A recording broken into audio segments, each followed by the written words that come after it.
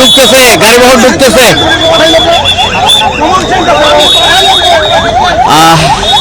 ইনকিলাব মঞ্চের নেতা, ইনকিলাব মঞ্চের মুখপাত্র ওসমান হাদিকে বহনকারী যে লাশবাহী গাড়িটি, সেটি এইমাত্র আমরা দেখলাম জাতীয় হৃদরোগ ইনস্টিটিউটের প্রবেশ করলো এবং আমরা যতদূর জানতে পেরেছি যে তার লাশটি আজ রাতে এই হৃদরোগ ইনস্টিটিউটের যেই হিমঘর রয়েছে সেই হিমঘরেই আজ রাখা হবে এমনটি পরিকল্পনা হয়েছে। এবং আজকে তার যে নামাজে জানাজা হওয়ার কথা ছিল ঢাকা বিশ্ববিদ্যালয়ে, সেটি আপাতত স্থগিত করা হয়েছে। আমরা জানতে পেরেছি যে আগামীকাল সেই নামাজে জানাজাটি অনুষ্ঠিত হবে। এই মুহূর্তে আমরা দেখতে পেলাম কিছুক্ষণ আগেই ওসমান হাদির মরদেহ বহনকারী যেই গাড়িটি রয়েছে সেটি জাতীয় হৃদরোগ ইনস্টিটিউট হাসপাতালে প্রবেশ করেছে এবং এখানে কড়া নিরাপত্তা